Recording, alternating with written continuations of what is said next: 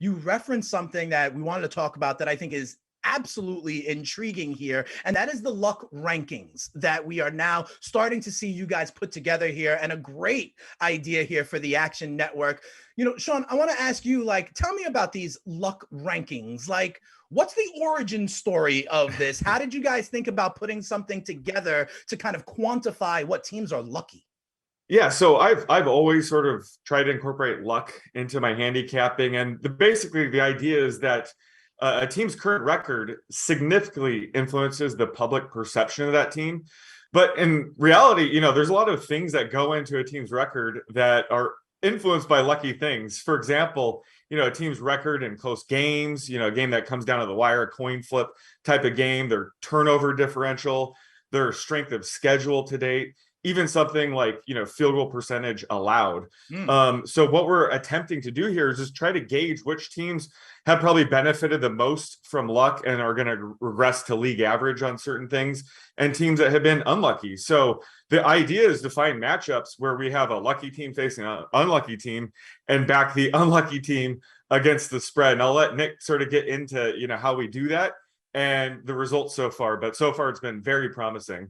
So Nick, talk to me about it. I'm a former math teacher. I want to get into it. How is the sausage made? How do you weight these different factors that Sean is talking about? Tell me a little bit about the methodology to come into these luck rankings. Yeah, well, Sean, definitely mentioned some of these things: turnovers and field goal allowed, luck or percentage. All of those things are plays that happen on the field, and in each play we can quantify things like an expected points value. And from there, with a lot of different metrics, I can turn that into what I call an expected score. How many points should the team have scored, and how many points should their opponent have scored in this game? And that's different from how much they actually scored, right? So if we're looking at how much each team should have scored, then that is a much better metric of their true performance than the actual final score. Think about the Giants game week 1. They went for 2 on the last play and they got that 2-point conversion and they won. But if they missed it, they'd have lost. All of a sudden, their luck is through the roof. And if they hadn't got it, maybe they're back to being an average team type of thing, all because it hinged on one play. And that's one of the ways we can quantify luck is through these plays. But it all comes from the in-game box scores. We just fit that to the expected score. So we've back tested over several years worth of data, and we can back test it to fit the true score, like the actual game score, as best as possible. So that's what we're doing to come up with an expected score. From there, we can determine luck.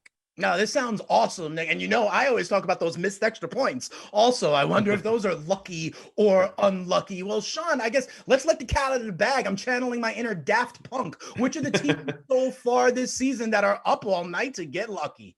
So I'm going to go in reverse order here, but the 5th luckiest team is the Seahawks. The 4th luckiest team is the Titans. And then in 3rd place, we have the Dolphins. And the 2nd luckiest team is the Eagles. And the luckiest team to date is the New York Giants. And, they're 3-1. As Nick mentioned, they won that thrilling week 1 game due to their, the 2-point conversion at the very end. But they're 3-1 in one possession games, 2-0 in games decided by a field goal or less. So that sort of defines our luck ranking. So despite being a 3-1 team, I think the public perception of them is a bit higher than it should be. They should probably be closer to a 500 team. So they are by far the luckiest team after 4 weeks. All right, fair enough. Nick, give me the flip side here. Who are the teams that are unlucky so far through about a month of the season? Yeah, so again, going to go in reverse order with the 5th most unlucky team, which is the Houston Texans. 4th most unlucky team is the Indianapolis Colts, who are playing tonight. The 3rd most unluckiest team is the Detroit Lions. 2nd most unlucky, the Las Vegas Raiders. And drumroll, the number 1 unluckiest team is the New England Patriots. They've been 1.35 wins below expectation. They have a -3 turnover differential. They've actually had a lot of turnovers this year. And when we talk about field goal luck allowed, their opponents are 7 for 7 on field goals, despite a 4.5 yard longer distance than league average this year. That includes making 52 and 56 yarders against the Patriots. So definitely some bad luck there for the Patriots. All right, fair enough. This is great information, guys. And I know you have the full set of luck rankings up on the website. There's an article about it. You definitely need to check this out and make it part of your formula before you make some week 5 plays.